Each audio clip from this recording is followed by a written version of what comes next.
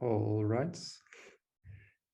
This is my cue, Martin? This is your cue, Jonas, exactly. I was just making sure that you were there, and sorry for eating in a little bit of your time. So as the slide almost says, this is about meeting the Living-in.EU supporters. I don't know where that supporters word went, but in a way you can say this is the real part of the Living-in.EU. It's making it real. So Jonas, we just had, I don't know if you had the chance to follow, we had discussion, you know, from the municipality side, what is needed in terms of standards and guidelines. And well, the question always pops up, where can we buy it? Where are these market actors that actually want to deliver what we need? And I guess that's exactly what we're doing here. So Jonas, over to you and your excellent panel, and looking forward. Thanks. Thank you very much, Martin, and thank you for inviting me to moderate this session. My name is Jonas Holdman. I'm Program Lead Digital Transformation in Europe for the Associations of Dutch Municipalities, 352 municipalities in the Netherlands. Today we're going to dive in, like Martin said, the possibilities and the supporters of Living-in.EU. But before we go in, so we have a packed program, and we're already running a little bit out of time. So I'll keep it short. Where we're going to look at what is already in the market and which companies and solutions are already there, which are working according to the MIMS. And I would like to start a little bit on Living-in.EU, because I think this adventure, this journey started 3 to 4 years ago, with a couple of people that were connecting and seeing, okay, there are a lot of things coming up within the European Commission. And we need to start making a change. We need to start making an impact. Like was said in the earlier conversation that I just heard, we had this conversation for 10 years already.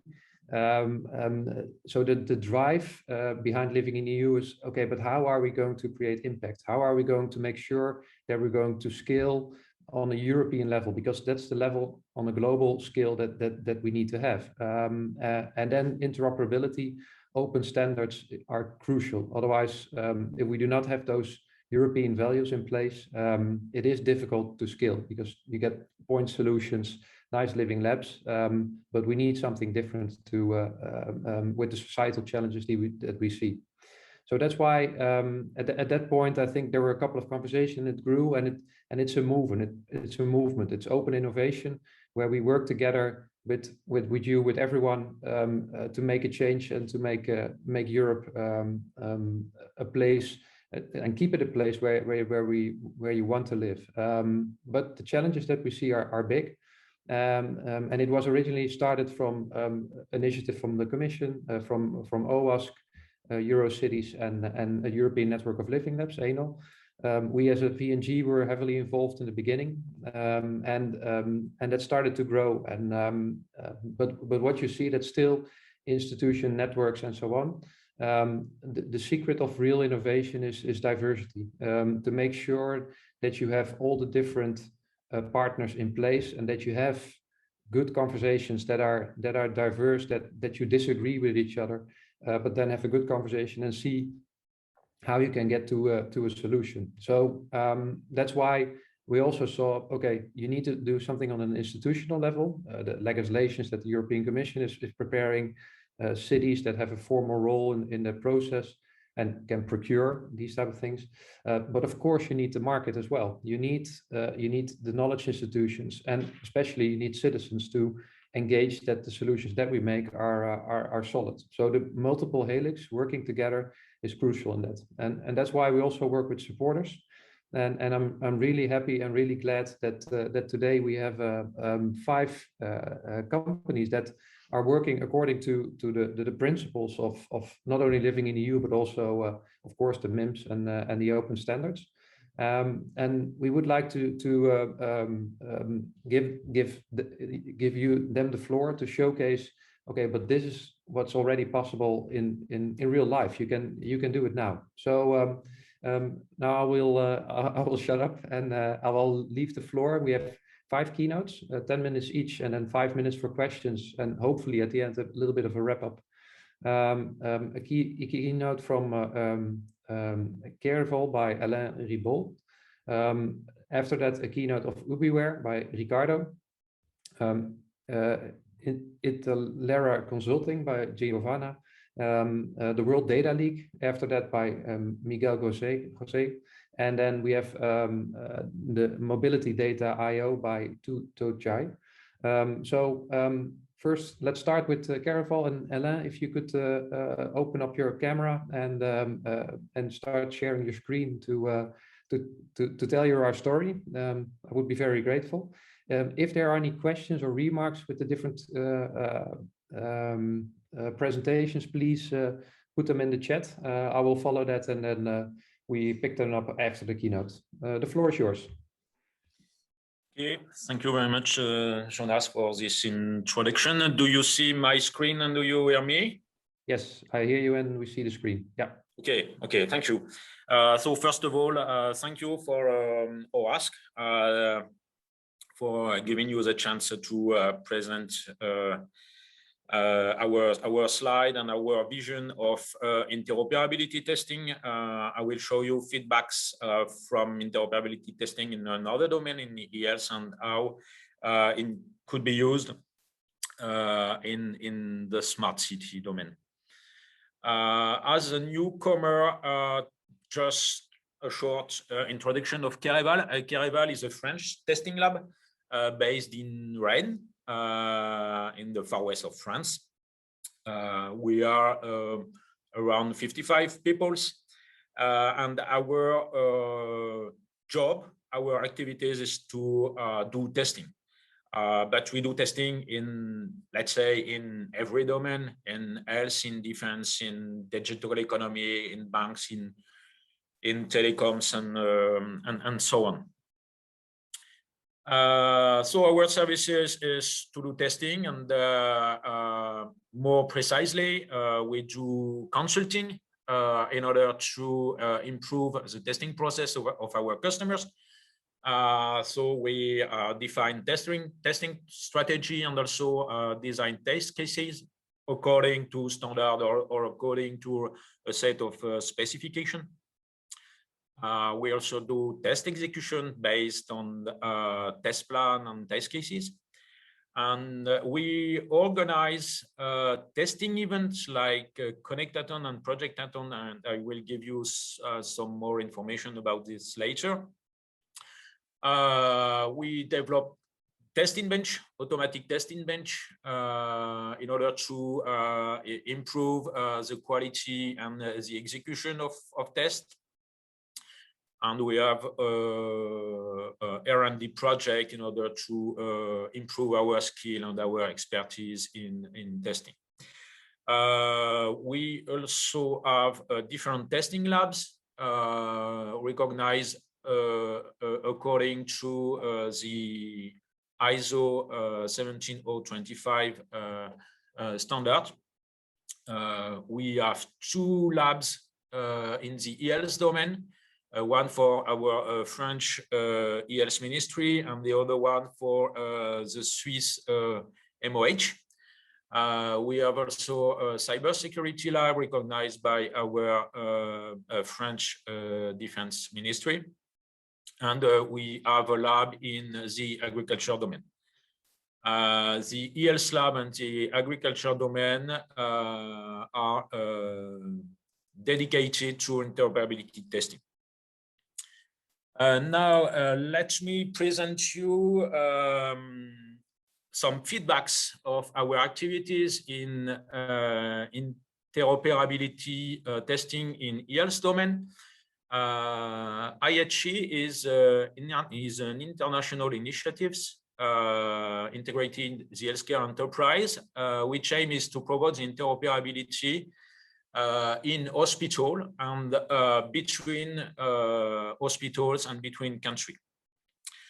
Behind this international initiative, there are also local initiatives. The first one is hosted by the European Commission, which is the DG Santé, and we have also local initiatives at country level, for example, in US, in Japan, in China, in France, in Belgium, and so on.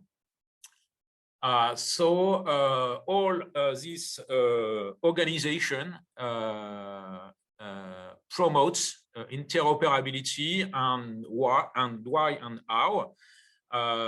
They provide us interoperability profile based on the standards,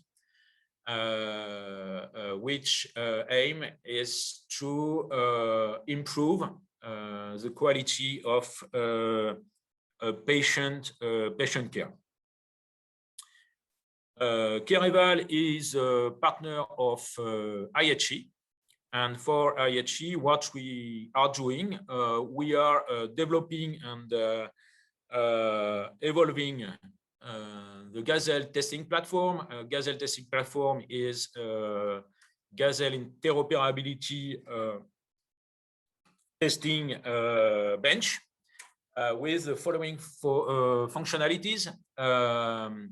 There is functionalities of requirements management. The second one is testing management with testing plan stored in this platform, and the management of test execution and the generation of test reports. We have also in this platform automatic validator and simulator in order to verify the interoperability test between two partners. And the last but not the least, we have also an interesting functionality in this platform, which is the management of test events, as I say, project data and connect data. And this platform is used all around the world.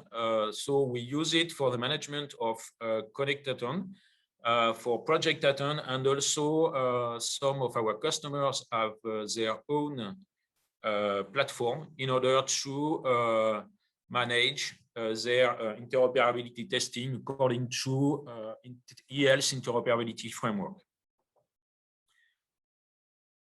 I think, yeah. Okay. What is the governance of IHE and also the governance of interoperability testing in ELs? First of all, SDO provides and defines norms and standards in the EL's domain. From these standards, IHE International, with its IHE committees, provide interoperability profile at, let's say, a generic level, and after from this generic profile, national initiatives from user needs define specific profiles in order to answer these user needs, and this let's say these profiles are integrated in an interoperability framework. And this interoperability framework is used for vendors in order to develop their implementation according to this interoperability framework. And we use this interoperability framework in order to define the test plan and the test case, and also the testing tools in order to organize testing events. So this is some key figures about the Connectathon, which is a big event. We have 2 Connectathon per year that we organize, one in US and one in Europe. And this is an example of connectathon based in Venice. We have during a connectathon around, let's say, 100 companies with more than 350 participants. And all these people in the same room test the system together. It's around 100 less and yes, and more than 100 systems. And during the week, they executed more than 3,000 tests. And we have a team of monitors. Monitors are people who verify the test. So why interoperability testing works in the e-health domain? It's because there is a big community at international, at European, and at national level. We define and promote interoperability testing. The interoperability is necessary in the e-health domain because they manage and process patient data, and they need to understand well the semantic of this data. There is a lot of companies which implement the standards and they want to test together. There is also technical committee groups who provide the technical profiles. And from now for 5 years, we observe that national interoperability framework are mandatory by law and by regulation, for example, in France and in Swiss. And that's why we set up laboratories in order to do conformance testing according to this interoperability framework. So now, what could be do in the landscape of smart cities?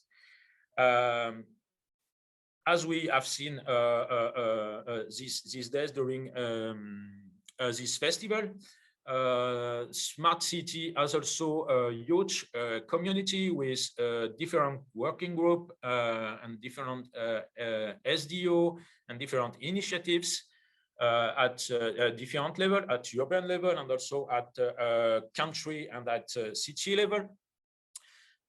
We also saw that there is a need of interoperability between the different business domain. So we think that it should work for the interoperability testing. So our idea, and with the discussion with OASC, is to develop a first proof of concept of a testing platform, which could be equivalent, similar to the platform we use in the e-health domain, to show how to handle OASC MIMS interoperability testing and to answer operational use cases. We have done some first implementation, first draft implementation and result with MIMS 1 and MIMS 2. Our second idea is to work with OASC and other partners in order to define first draft of smart city interoperability framework at business level, and from this interoperability framework, we will be able to provide testing tools. Our other idea is also to organize testing events and showcase in order to demonstrate that it's possible to do interoperability testing. And why not define a conformance body in order to push recognition of smart city interoperability and its adoption at different level. So yeah. Slowly need to wrap up, otherwise This is my last slide. This is just an instantiation of what we have done in the health domain, and it's possible to do the same in the smart city interoperability testing. So yeah, based on memes and based on the interoperability framework of smart cities.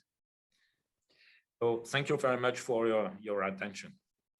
Thank you, Alain, and thank you very much for the clear presentation. And I fully agree. It's very nice to have MIMS and open standards, but then how to bring it to practice and how to bring it to the operation, you really need that testing. So the solution and the function, I think this is something that's crucial, especially since software is becoming more and more a commodity. Then this testing and the evolvability of the software is crucial in that sense. I'm looking at the chat, but there are no questions at this point. So if there are any questions for Alain, please put them in the chat. At the end of the session, we hope to get there and ask them, and otherwise we can also go up and down through the chat. But one brief question from myself. Just curious, and why did you join Living-in.EU? So why do you see that Living-in.EU is a movement which is something to be part of? We saw this this initiative of interoperability in smart cities, and we thought that we have this huge expertise and skills in interoperability testing, and we want to bring this interoperability testing in smart cities. Clear. Yeah, and in that sense, it is a movement for cities and communities, which means that with this solution you have direct access there as well to be part of that conversation, and not only from a commercial perspective, but also from the perspective of getting to know all these cities and what are the challenges that they are facing. So thank you very much. And sorry that we have to keep it short because for myself I have a lot of questions, but let's continue to the next speaker. And now we will see a keynote from Ubiwhere by Ricardo. Ricardo, thanks. You're sharing your screen already. The floor is yours. Go ahead. Thank you, Jonas, and thanks, Alain, for the invitation and the opportunity. So Ubiwhere envisions that Living-in.EU should be like in this slide, without red lights and traffic congestions, with clean streets and people walking and moving and enjoying the city and the region. And well, ourselves, we are from Portugal. We are a software development SME. We are based in Aveiro. We have also offices in Coimbra in the center of Portugal, which we invite you to visit anytime soon, as long as the pandemic allows us to travel and enjoy these beautiful regions. And we have been working on different partnerships and working together with Fireware, Etsy, the European Commission, and different initiatives along Europe, namely Open and Agile Smart Cities as well. So because we believe that for us, in order to make the digital tools a reality and to support best practices for European regions and cities, we need to work together and have all the players at the same table, cities, research institutions, and the industry players that make it a reality, small and big enterprises. And this has allowed us that the company was founded in 2007. We are now 14 years old, and we have more than 60 solutions in more than 60 cities all across the world, from bike sharing systems, from smart parking monitoring, traffic and air quality monitoring. And since the beginning, since we've launched a spin-off to work on bike sharing systems that developed more than 3,000 bikes all around the world, we realized that cities do not need to work with different silos and different applications to manage the city. So they need to see the whole region and the whole community as a single integrated system. And for us, thinking about Living-in.EU, we see the city actually as a living organism. So we follow the approach of having this organic approach that we can mimic the human body with a city.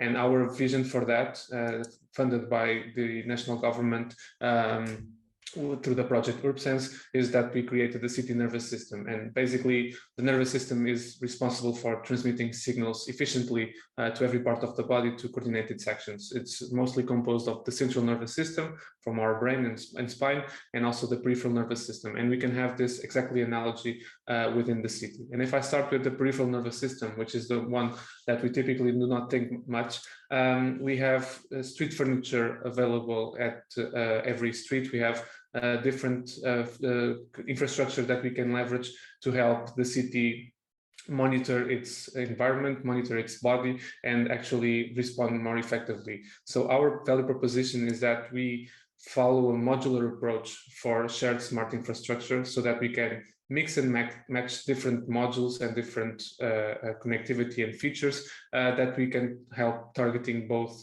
municipalities but also different businesses. So enabling new business models for infrastructure sharing and for facilitating the rollout of digital tools for 5G, Internet of Things, EV charging, and also other content that can be distributed.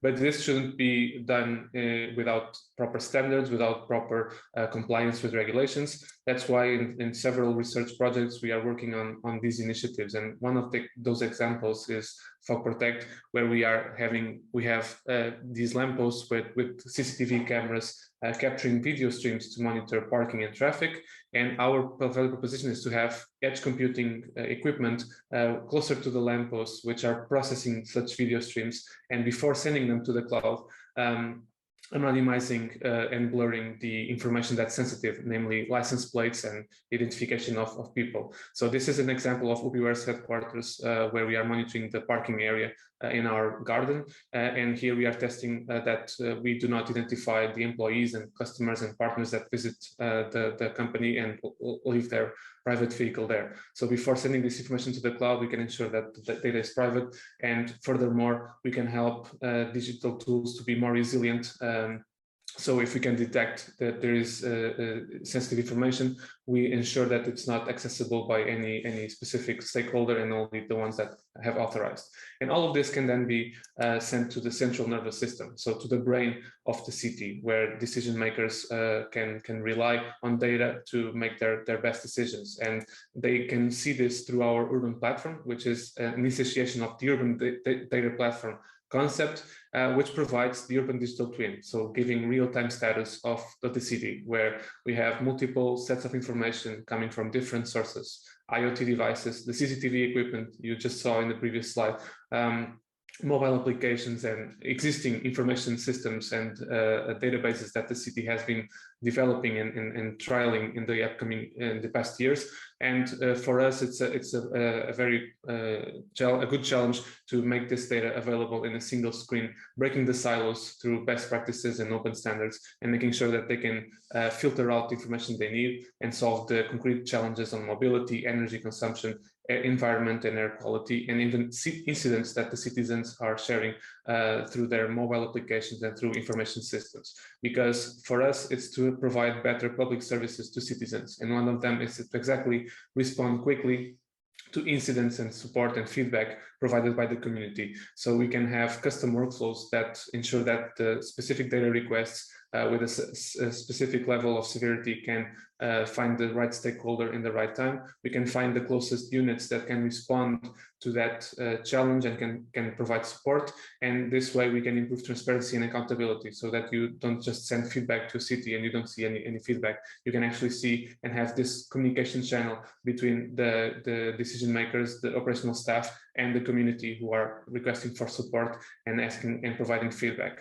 And this can be done in two ways. We can either give mobile applications that comply with existing applications like Open 311 and Smart App City that the citizens can install on their smartphone and have it on their pocket as always, as long as there is connectivity to share this information.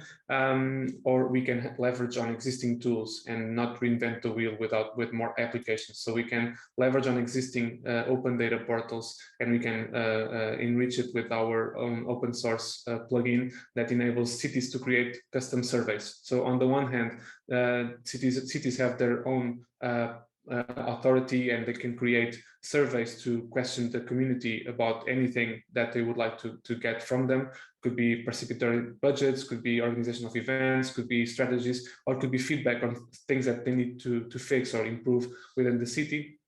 And on the other hand, they will enrich the open data portal that's already in place and engage something that might be stale since there is not much activity within that ecosystem. And finally, we want to enable AI. So in this concrete example that's been funded by AI for Cities project, we are enabling our platform to have time series forecasting of different data sets on mobility and environment.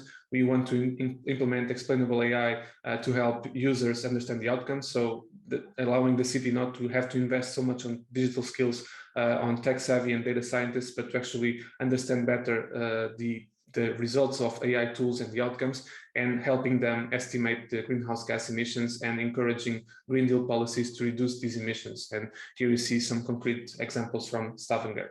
And all in all, this is to help cities become sustainable. So we have defined indicators for local, regional, well-defined metrics to benchmark a city in different domains regarding sustainability. This is aligned with the United Nations Sustainable Development Goals and is based on the standard reference indicators from ISO, so 37120 and 37122, which has hundreds of KPIs to benchmark the quality of life and sustainability in cities and communities.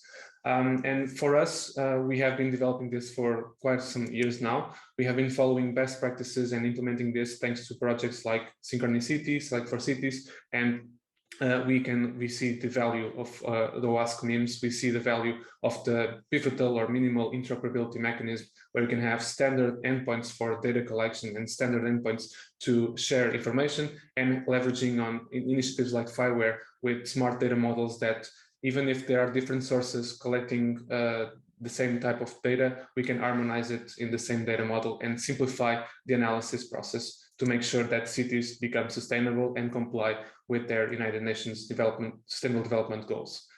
As I mentioned, we do not work alone. One example is the work we've done with Guimarães, a city in Portugal. It's been considered as the best practices from the European Commission in terms of location interoperability. It was a study developed by the Joint Research Center powered by Gartner.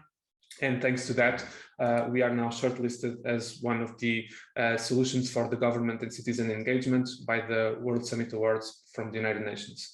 And this is not just it. So we are here for the long run. We want to keep developing these solutions and help cities and regions become more sustainable. We want to ensure that they can adopt this blueprint and reference architecture for data spaces within smart cities. We want to help collect data in real time and then analyze it and provide digital tools for the community, following citizen-centric approaches and improving the energy efficiency and reducing greenhouse gas emissions. I hope this was clear enough. I know it was too fast and just above 10 minutes. So if you have any questions or comments, as the panelists and moderator mentioned, feel free to use the Q&A. If it's not available, feel free to join in LinkedIn or send an email at innovation@ubiwhere.com. Thank you so much once again for the opportunity. I look forward to the discussion and to further opportunities of collaboration. Thank you very much, Ricardo, and really impressive. So congratulations on your journey already and where you stand. Really impressed. I'm looking at the chat, but I think your story is so solid that or people are shy, or they have just no question. It's so clear. No, but please, if you have any questions, put them in the chat or ask. I have one question myself. Do you already, because the examples that you gave were a lot on the logistics, on mobility, and I can imagine there are so many different examples that you didn't show, but I'm very curious related to the Green Deal. Do you already have certain use cases on how to make the cities more greener and to measure biodiversity and carbon and so on? Is that something that's also in development already? Absolutely. So I focused mostly on the real-time information and something that's dynamic, but something that needs to complement this analysis is the existence of nature-based solutions. So looking into what's out there in the city. If a street has too much traffic, and we need to understand if that could be reduced with the implementation of more bike lanes and incentive mechanisms for the community to change from the private vehicle to a bike or to a shared mobility option. So we have that analysis within our roadmap for the urban platform and the AI for Cities project. We have sustainable incentives solutions already developed through Go Green application being piloted in the US, thanks to the NGI Explorers project as well. And indeed, we are looking into more ways of changing habits. We've been implementing the pay-as-you-throw system. For you who are not familiar, is a RFID card that unlocks the waste container, and helping different municipalities in Portugal to change habits and engaging the community to recycle more. Those are just few initiatives that are aligned with the Green Deal and that support reducing costs with operations, reducing traffic emissions, and supporting more recycling and more green opportunities. So there is for sure more work to be done, but those are just some examples that we've been developing. I'm happy to share more. And to add, I think what's very impressive is that you have a modular platform which is scalable. So that means that if you have an idea, you can add it on there, and it grows there. And one, there's one question from Christina. How do you measure impact of your solutions from a carbon footprint point of view on the whole system? So any specific indicators dedicated to this before and after implementation for your solution? In other words, benchmark and how do you measure it as well? We are following the European Lifecycle Assessment guidelines and the reference from the different environmental agencies that is part of the European Union. I'll find the right reference and leave it on the chat so that both Christina and the rest of the speakers and attendees can follow and learn more.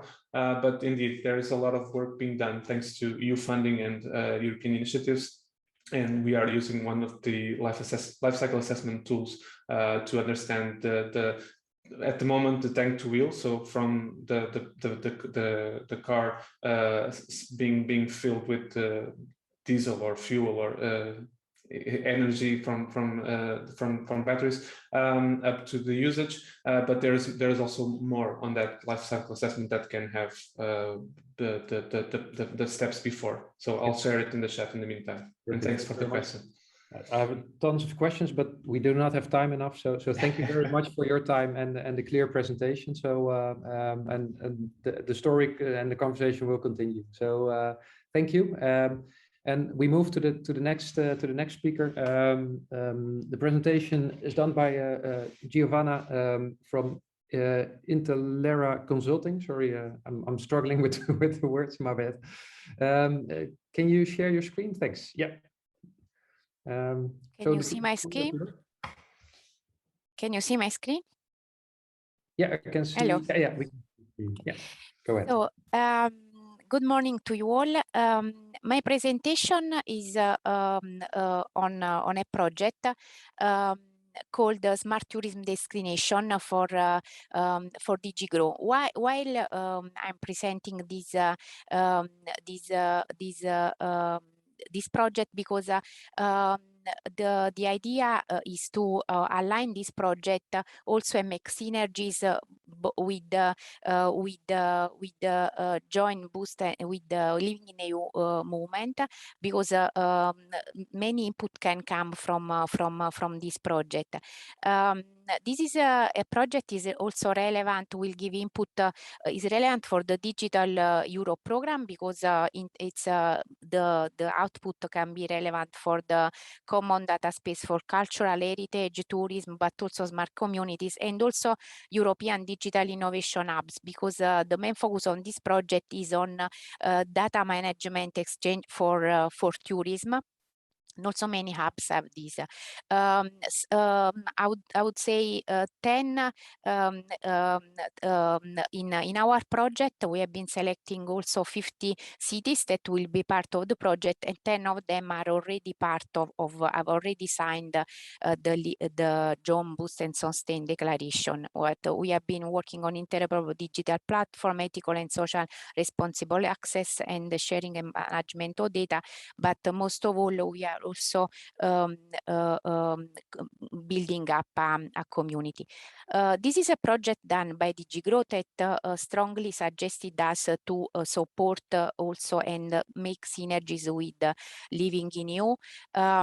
The objective is to strengthen collaboration between EU tourist destination in terms of data management and use, develop a knowledge base and launch a capacity building activities at urban tourism policies, define the challenges of EU tourism, finding new solutions to overcome them through data management, and also understand the impacts of tourism on EU destination and how to best use the available data. These are the key phases of this project. It's a 36 months project. We spend the first year to work on a study on mastering data for tourism by EU destinations.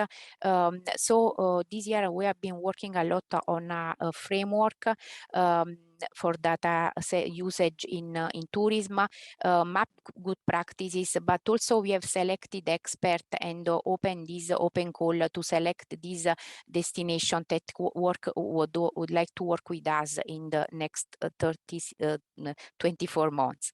In the next phase, we will build this community of practice, but also work on an EU guide on data for EU destination, as well as a toolkit for mastering data for EU destination, where we would like to also to embed input from the output of the work carried out by OASC and so on. And also we'll, as usual, we'll also have a final recommendation for follow-up phases. What you see here is some output of these studies. Consider that the studies are been not finalized yet. This is a smart tourism classification framework where we have analyzed both the data set used for tourism, the purpose data use dimension, as well as the data user. Based on our findings, currently most smart tourism destinations are targeted towards or are operated by tourist destination and city authorities. Then 2/3 of the data uses can be utilized by this group of data users.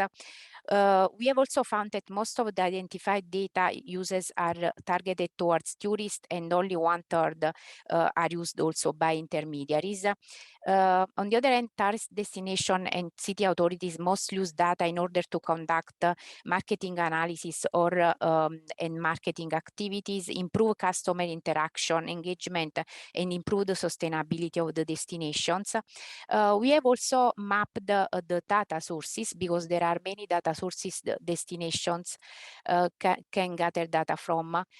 You can see some of them, data set from fixed and mobile devices, data from web platform and applications, geospatial and satellite data set, other data set from public or private entities.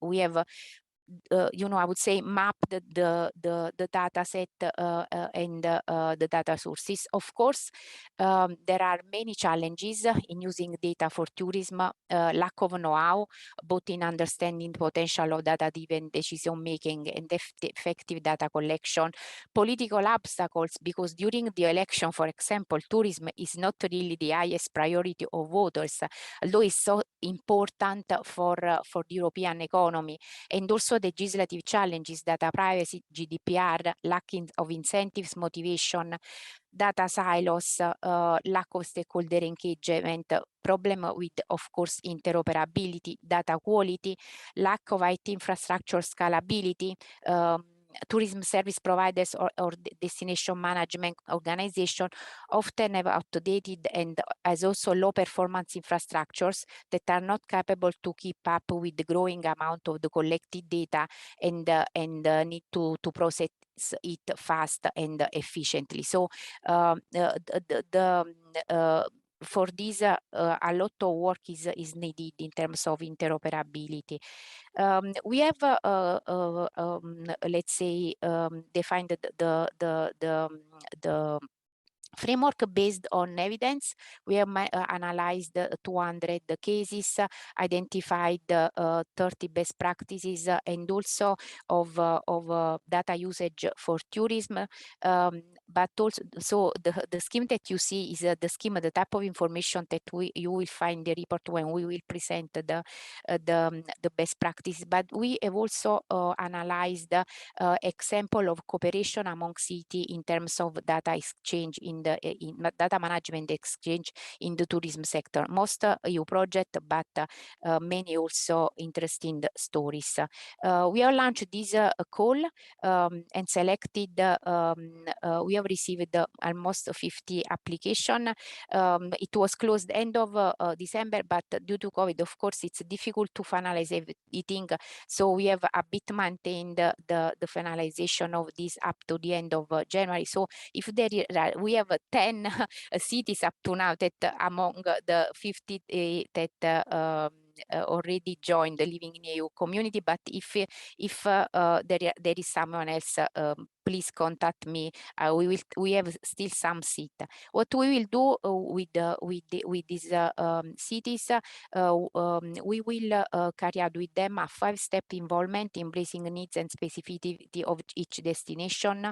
And through this journey, we will arrive with each one of them to define a roadmap in order to really improve the data management for tourism in such city, but most of all create cooperation among the participants. This is the journey, I would say, is the experience.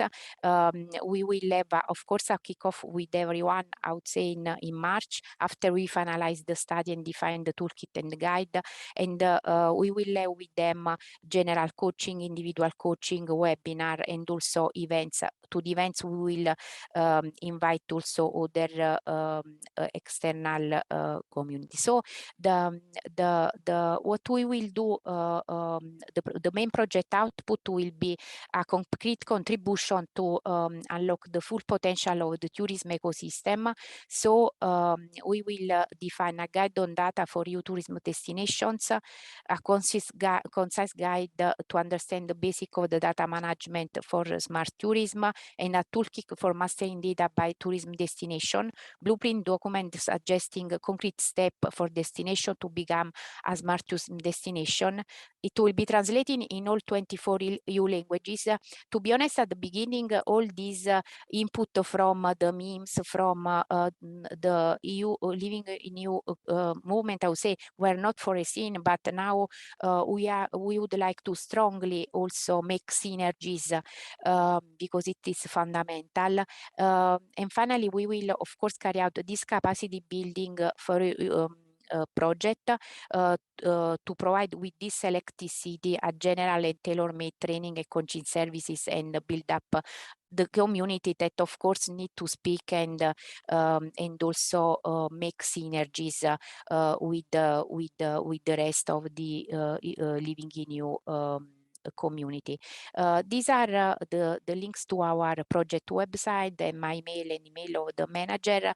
And of course, as said, concerning the cities, we have still some seats available. And if there is someone else, we are happy to join, as to include them. And as I said, we are really eager to collaborate with the Living-in.EU movement and embed also the input concerning standardization and interoperability in the toolkit that we will develop. Thank you very much, Giovanna. And I really like the approach to start working from a tourism perspective, because especially in times like this with COVID, everybody's staying at home, having fun and being in another city and exploring life. Well, there is no other sector than tourism which is doing that. So the work that you're doing is very, very crucial, because you touch upon the hearts of people that where they have fun and where they do nice things and so on. So I think it's a really important movement to look at that data and to that perspective. Again, what I'm also curious about a bit, what I asked in the other session, the other keynote as well. Tourism is also a lot of movement in the city. Are you also and between cities and traveling and so on? Are you already thinking in this project also what the effect on nature is and on the Green Deal? Is that something that you take as part yes, of the it will be you know, it's the final aim is also really to give recommendation also for in a sustainable tourism way. So the green part will be important. In fact, what I would like to mention is that we will have in this project, we have selected 10 experts. These experts are let's say with the different let's say these experts will help us in coaching the cities and have a different expertise. So we have tourism experts, sustainable tourism. We have really environmental, with more environmental technologists, expert in data management for tourism. So also the European Commission, I would say, was keen to ask us to involve experts with different expertise to try to have a kind of, I would say, holistic view, and at the end be able to give precise suggestions, a coaching session to cities, and also relevant input for the, you know, the final policy recommendation and the step ahead roadmap. Yeah, very nice. And the idea for us is also to try during these events that we will organize now after we, I would say, finalize the more study part, is to try to involve not only to be a closed project, but to involve also of course also, and also not only cities and destination, but also the provider and colleagues that really work on these type of solutions in cities.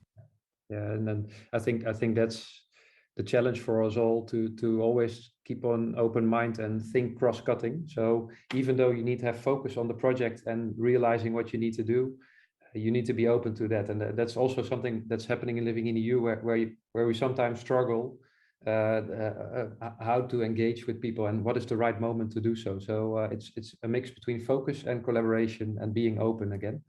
I see in the chat Eddie Hartog shared a nice example also on an app which was rewarded for greener transport choices. So it's interesting to that also maps a little bit on that topic. And so your request is, if there are cities that are willing to participate, there's still a few spots left. I know some cities. There are some spot legs. As you know, the final list is not public. I cannot. But if you tell me, I can tell you. There is some space, and yes, I think it's interesting to have relevant cities involved. The nice thing is that we have very small cities, new ones, and probably it's also good to have these small ones that start to having a look and knowing about this European project and these European goals. Yeah, and then I think in the small cities, in the things that we never saw, there are the hidden secrets as well. So now, if you're in this call and you think, okay, I want to join, put it in the chat, and then you can have contact and follow. Yes. Thank you very much for the presentation. And, thank you for inviting us. Yep. We'll continue to the next one. Miguel, José, the World Data League. Very curious on this one, so the floor is yours. Oh, your sound is still off, I think. Or at least I can't hear you.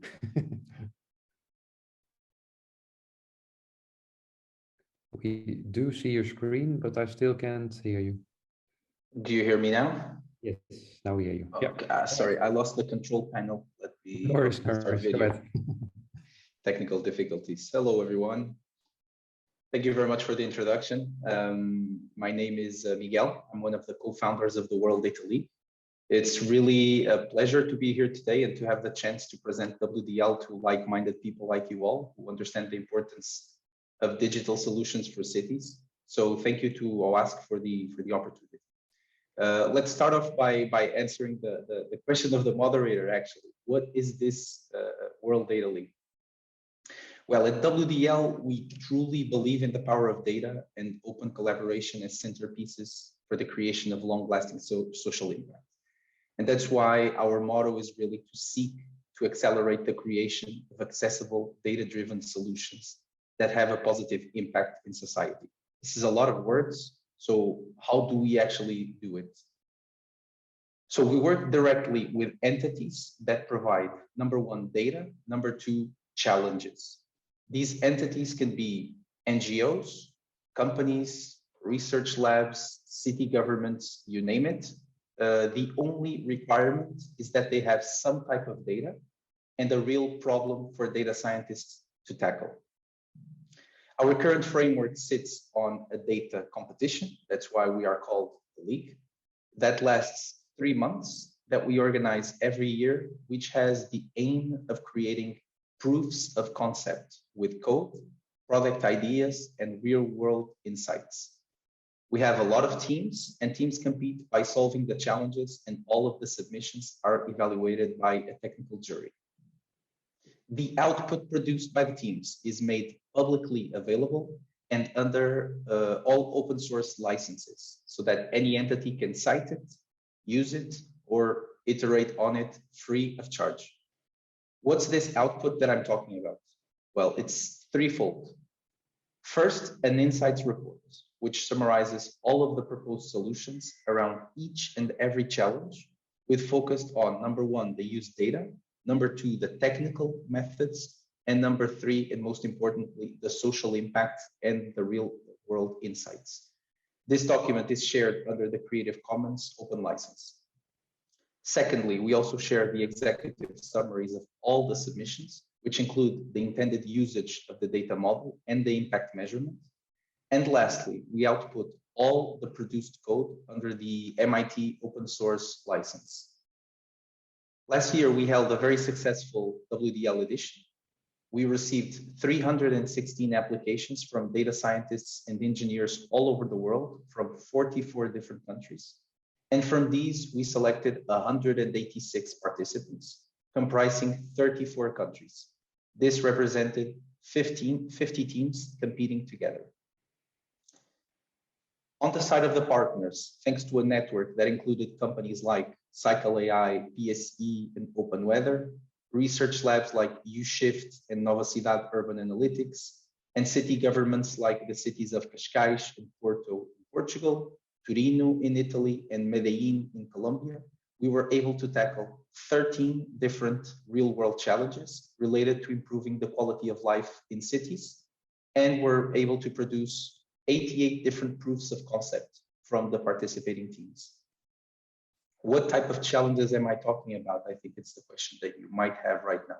Example of these challenges include, for example, predicting the churn for public transportation, how many people are quitting the use of public transportation, for example, in replacement for a private vehicle, identifying road segments with potential safety hazards, predicting irregular parking, a big problem in cities, finding the missing links in a cycling network. For example, when you have a cycling network that has a road segment here, a road segment there, but there's no real connection, so people end up not using it, among others.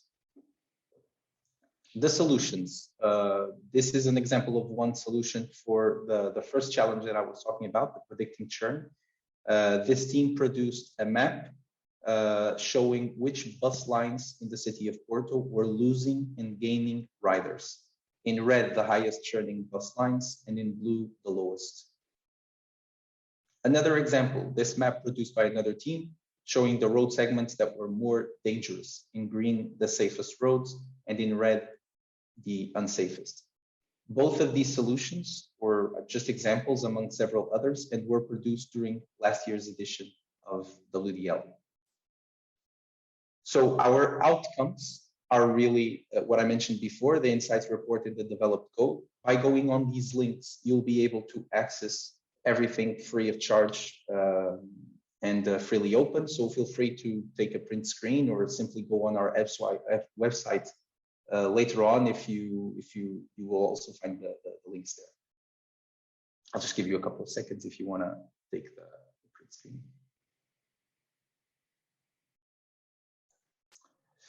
Okay, with all of that said, we are very proud to also have been recognized by IRCAI, the International Research Center on Artificial Intelligence, under the auspices of UNESCO, as part of the global top 100 projects using AI and data to tackle the UN SDGs. Not that awards are the best measure of impact, but it definitely shows that people and institutions also agree we are going on the right direction. And now the topic that brings us here today, WDL in Living-in.EU.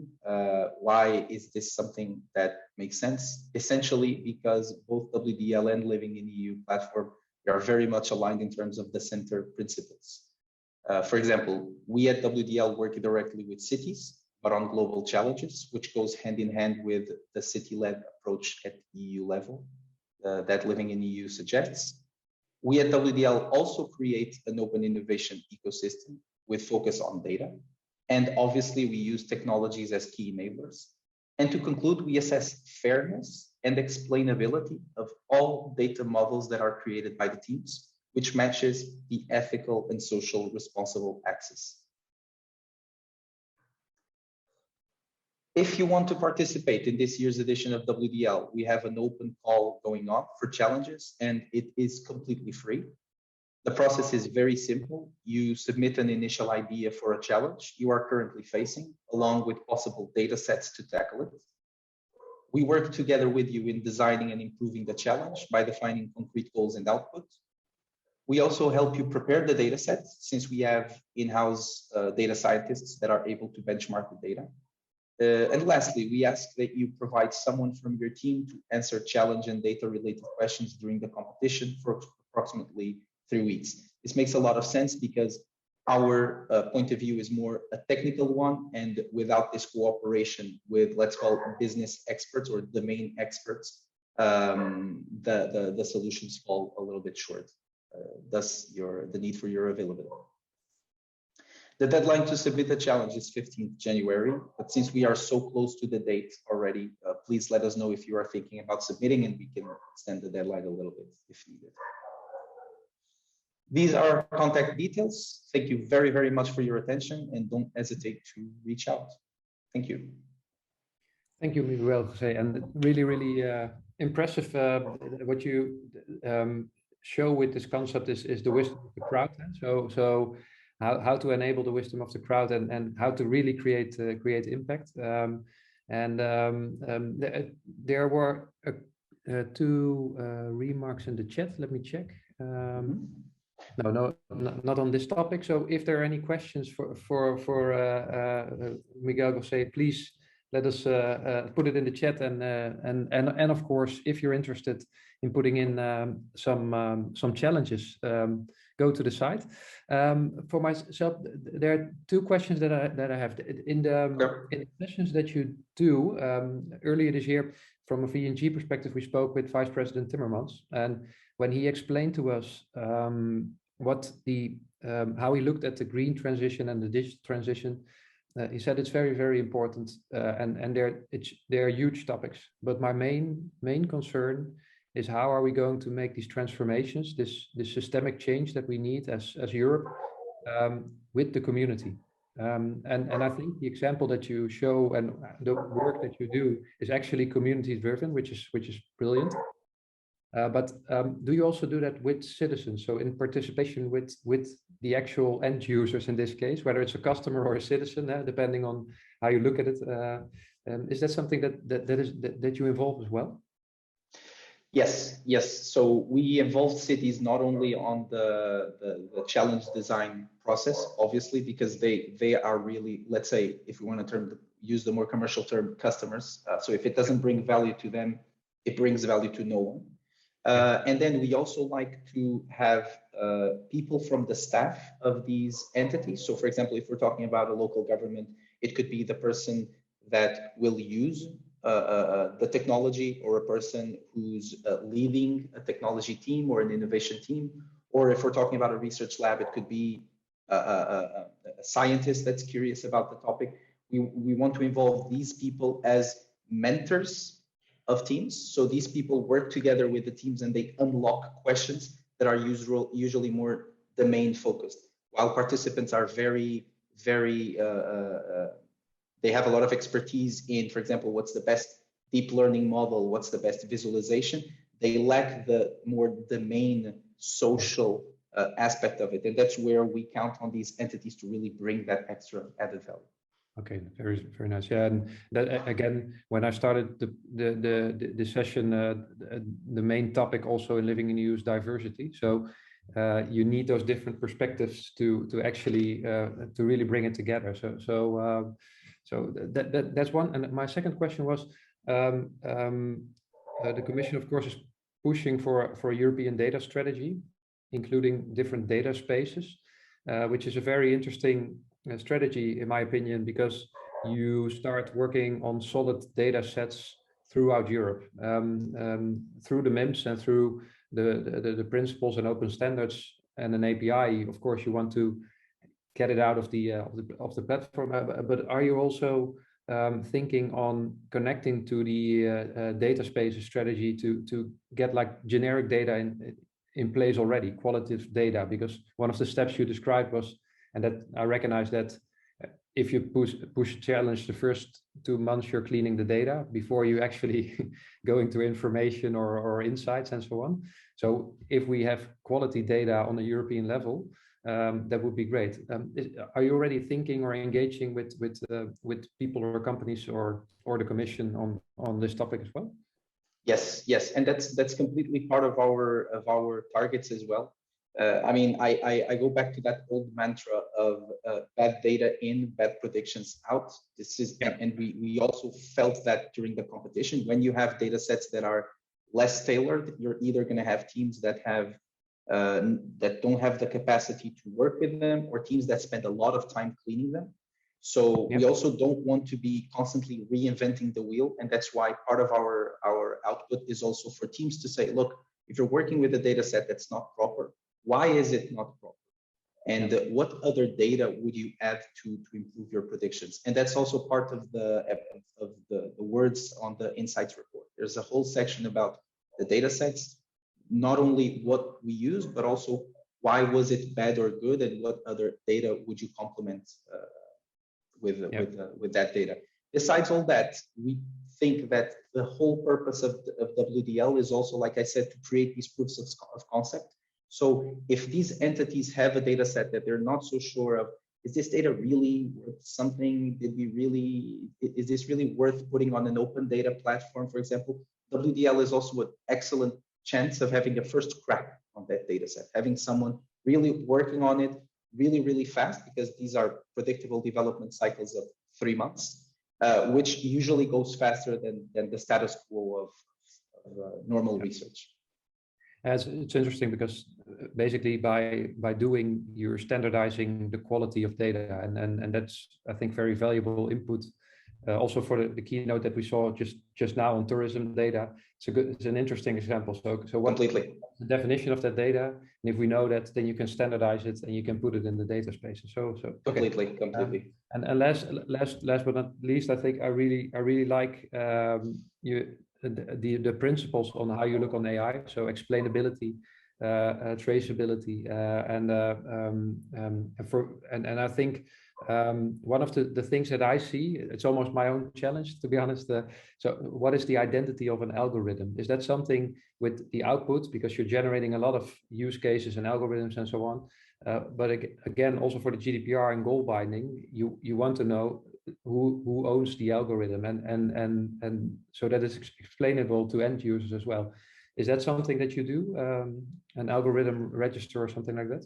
Yes, completely. Because like you said, and it's very well said, there's a different expectation when we're talking about data solutions that are focused for society. There needs to be more explainability. There needs to be more openness. We're not allowed to build just a black box that makes some predictions. You really have to have explainability, because otherwise there's really no backtrack to what you're doing. And above all that, at WDL, we really believe that you need to go beyond the algorithms. So there's a lot of data competitions, and the way that we differentiate from others is we want teams to think about the product.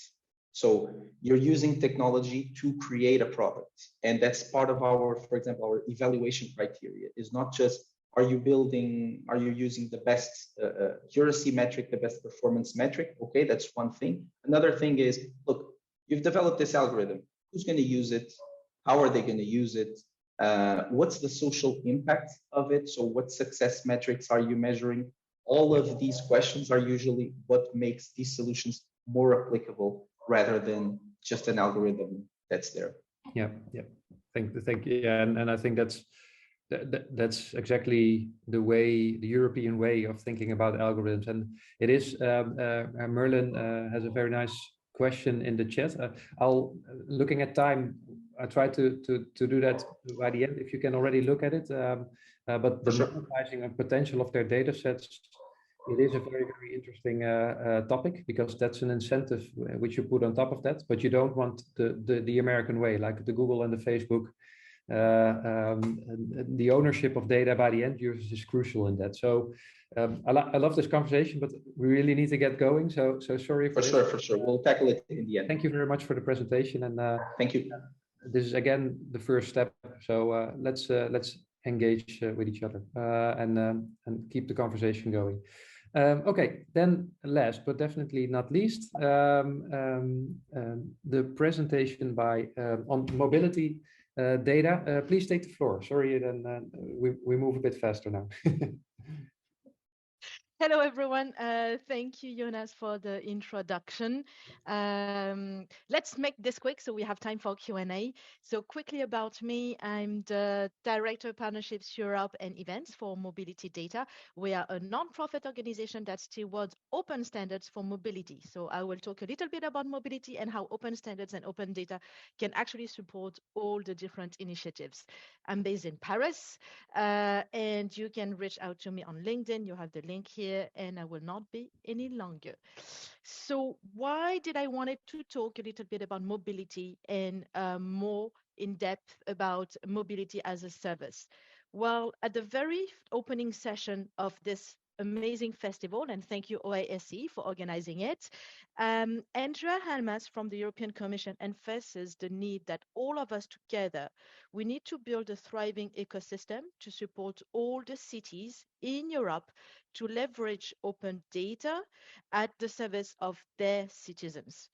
Well, I believe that these words, thriving ecosystem and open data, have actually resonated a lot in all of the speakers we heard throughout the 3 days, and I'm pretty sure it will also be mentioned a lot in the upcoming sessions.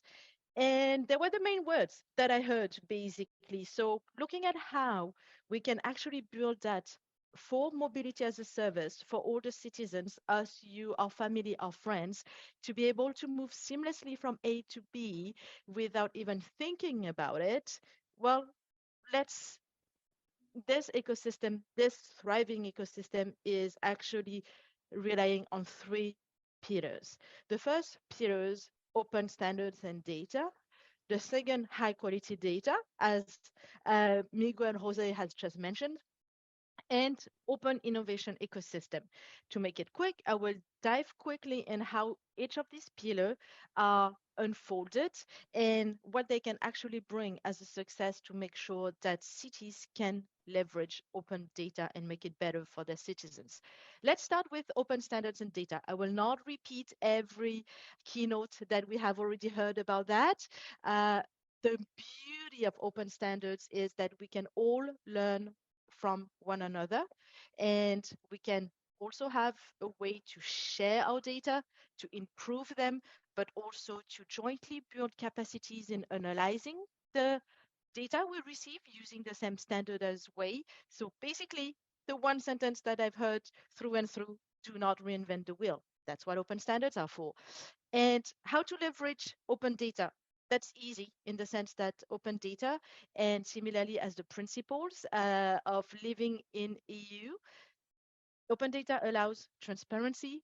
They also allow a lot of things to be discoverable by citizens themselves.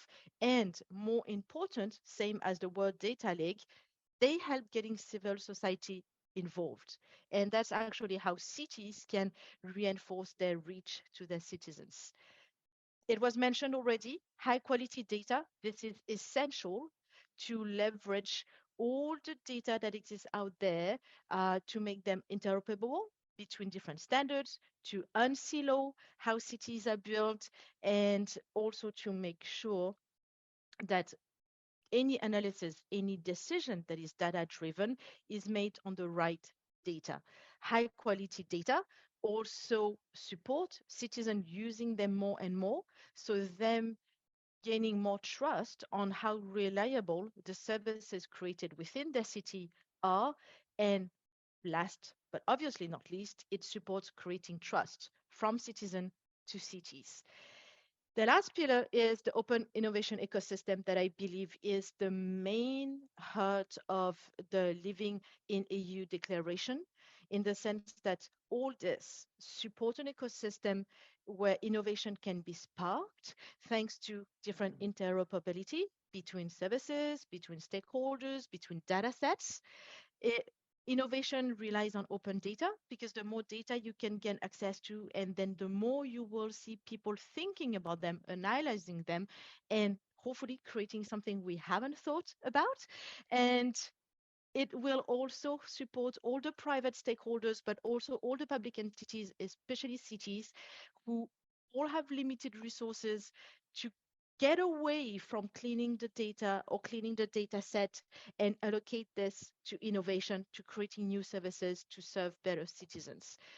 It creates, all in all, this ecosystem it's not great. It's actually based on what I call the virtuous circle of discoverability. Anytime that a service is made discoverable because it is expressed in an open standards and publicly published data set, then the users see them. The citizen, the travelers, especially in the world of mass, see them. When they see it, they will use it. And when they use it, they create all these millions of use cases that service providers might not have anticipated.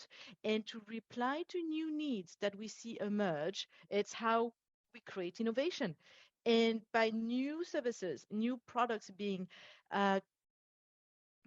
created, sparked from the data scientists, the civil society, and whatnot, then in return, they push for standards to evolve. And open standards are always looking into the industry and how to support them better to actually describe these new innovation and services. And the better they are, the more close to the industry they are, they reinforce the discoverability of services. And here we are closing the loop of the first circle. So if I have one last word to leave you with today for all the representative of cities and public entities in the room, and thank you for listening, is start by setting your mobility data free. We have here, it was asked, a guide for you cities on how you can leverage public data sets on mobility, especially shared mobility, for you to start leveling the playing field and making sure that you and your citizens get the best out of mobility services that are running in your cities. I hope I wasn't too long and that we have a couple of minutes for Q&A and wrap up. Thank you very much. Perfect, and thanks for speeding up. But I think it was a very clear story, especially on cooperation and open innovation. And I really like your remark on basically the potential of the unlocked potential of data. So setting it free will push our imagination, and it will showcase things that we don't know yet, and that's exactly innovation what it's about. So thank you very much. I'm wondering, asking to everyone who's joining, any questions for Tu-Tho? And I don't see anything in the chat, no hands. So then my question, of course, is from your perspective as network and an organization, why did you join Living-in.EU? Why is it so important to you to be part of this movement? Well, MobilityData is a non-profit organization that focuses on making sure that travelers, users, us citizens, have access to reliable information. So obviously it includes open data. Obviously it is based on open standards. And I felt that really that declaration of Living-in.EU was that, making sure that everything we build all together within our network, in the mobility industry, in other industries, we don't forget that the most important people are us, citizens of the European Union, and also to make sure that every single initiative that we can find, we make them so they benefit to the cities, because they are the ones who are the closest to people living here. Exactly. Yeah. Thank you. Nothing to add from my side. So, all right. Then, if there are no more questions, then thank you for the presentation. And then we're slowly moving to the end of this session. I think looking back, we saw 5 very, very good presentations in all types of fields. And so thank you, Martin and Sarah, also for selecting these great speakers, and thank you, speakers, for the great stories. But what you also see, if you look at the type of presentations, it's a layered approach. So of course, with OWASP and the MIMS, we started with the urban platforms and the open standards. I think that's a very important enabler to do so. But you won't get there with only standards and an urban platform. You need to have like the input and the data. So whether it's tourism data, whether it's mobility data, setting it free, that's important. Making it open and get quality data, it's like the conditions to really create impact. So with all the legislations coming out on the data spaces, the programs, I think that's an important thing to keep in mind and to start connecting with it. So how to connect the urban platforms onto the data and put that AI layer in between, because then you get intelligence. But what we also saw is a lot of visualizations on how to apply it. So the example of Ubiwhere on the especially also the user interface for citizens and for the city itself, to the operating system of your city, basically.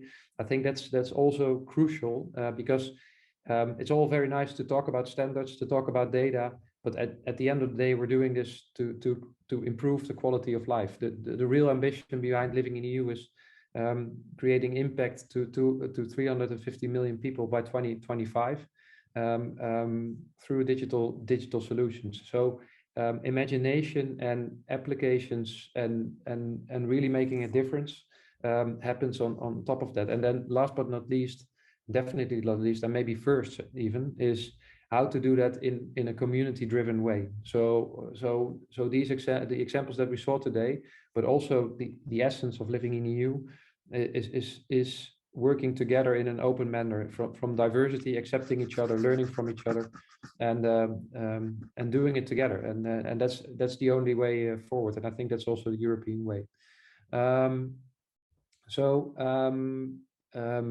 Thank you very much for your attention. Thank you very much for participating, and speakers, thank you very much for the great stories.